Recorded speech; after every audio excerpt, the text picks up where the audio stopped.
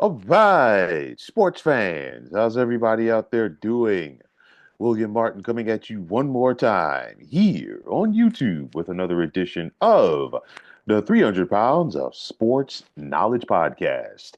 So, after much speculation, tight end Travis Kelce let it be known this past Thursday that he will not be retiring from the NFL, and instead he'll be playing for the Kansas City Chiefs once again next season. Now, there was much speculation that the 35-year-old Kelsey would be hanging it up after this season, but he's coming back, and you got to wonder if that blowout loss by the Chiefs to the Philadelphia Eagles last month in Super Bowl number 59 did anything to change that notion. Now, the Chiefs were seeking to become the first team in the Super Bowl era to win three consecutive league titles. But of course, they ran into a very tough Philadelphia Eagles squad. And of course, they weren't having any of that, and the rest was history. And of course, in that game, unfortunately for Travis Kelce, he did not have a good showing. He had four catches for 39 yards on six targets in the 40-22 loss by Kansas City. Now, reports have surfaced that Kelce was ill before that game. I'm not sure, and I'm not here to speculate, but nonetheless, the reports have come out. But at the end of the day, Travis Kelce is coming back for 2025. And with Kelce coming back, are we going to see a more focused Travis Kelce in 2025? And I say this because, Kelce's got a lot of stuff going on off the field, podcasting, chip and dip commercials, you name it. Might it be time to push some of that stuff aside and really hunker down for 2025?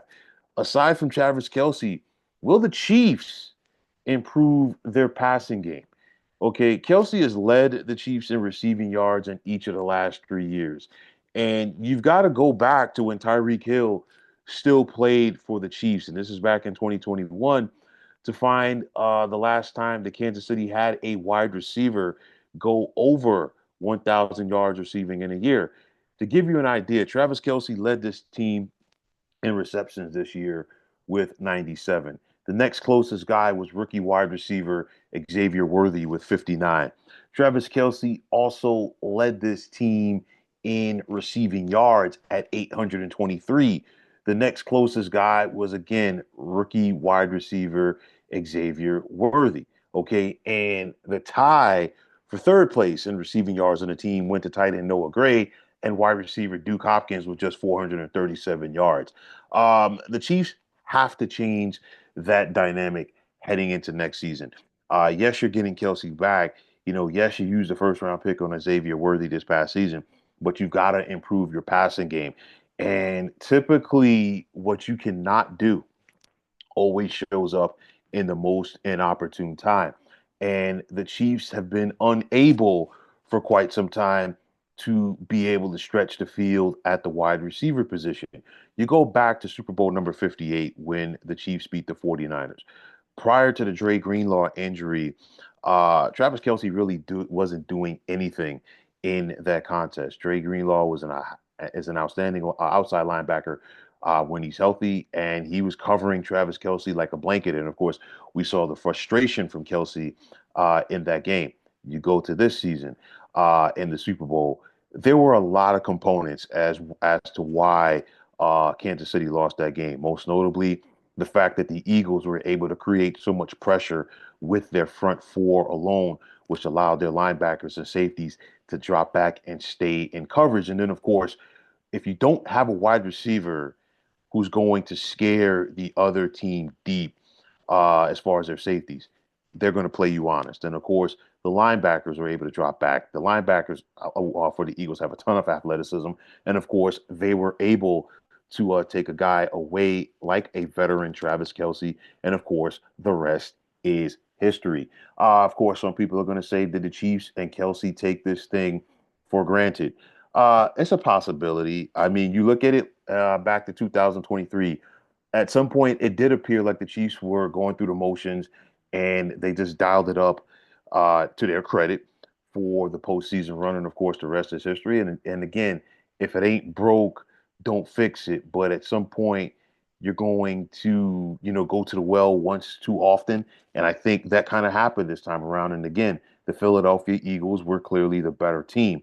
So, nonetheless, Kelsey's coming back, and will he be able to regain the focus to help Kansas City win their fourth Lombardi Trophy with him and Mahomes and Chris Jones around? Uh, there's a possibility. Okay, I mean, you're talking about a guy who's a veteran player. So, of course, once you get on the other side of 30, you've got to work a little bit harder to maintain what you have. And especially trying to keep up with the youngsters, this, that, and the third. And of course, all of those teams around the league are still trying to get better to try to knock off Kansas City.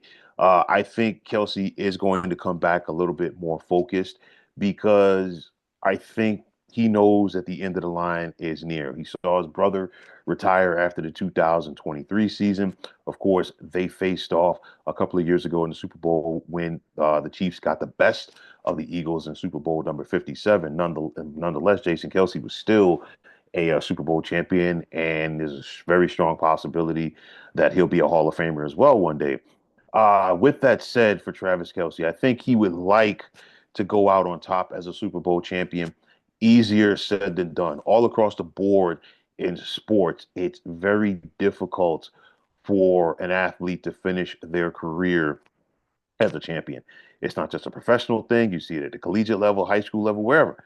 It's very difficult to say, you know what, my last game, I went out as a champion. That doesn't mean that Travis Kelce cannot come back and give it his all for that goal in 2025. I think he will. I think we're going to see a more focused Travis Kelce trying to go out on top and finish on a positive note.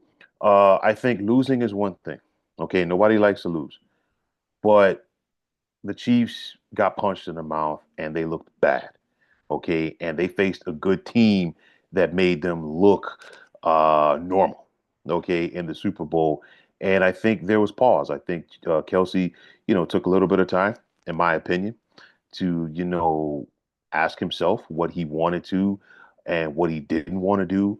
And I don't think that he wanted to go out like that in that fashion because that was going to be the last taste of his football career. He's accomplished a lot, three-time champion, you know, one of the better players in Chiefs franchise history, regardless of the position. But nonetheless, he wants to try to give it a shot one more time for 2025. But like I said, I think we get a more focused Kelsey for 2025.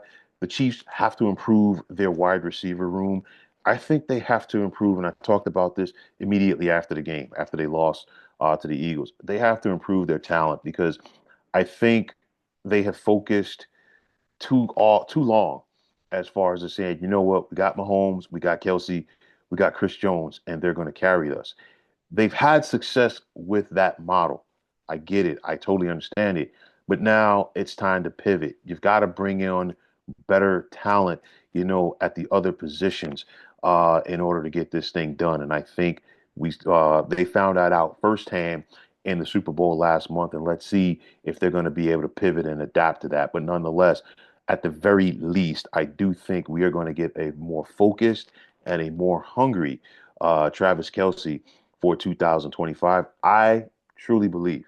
I could be wrong, okay, but I think 2025 will be his swan song in the NFL. I think at the end of the day, he really doesn't have anything else to prove, in my opinion. But again, not to sound like a broken record, he don't want to go out like that, and I totally understand it. So let's see what happens for Mr. Kelce in 2025 as he looks to put the disappointment of Super Bowl number 59 behind him.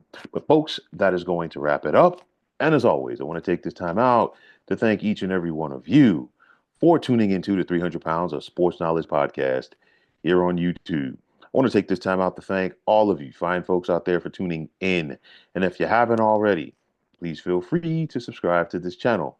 Also, if you're on the X, formerly known as Twitter, please feel free to follow me at 300 Pounds of Sports. And like I always say, if you follow me, it'll be my pleasure to follow you right back.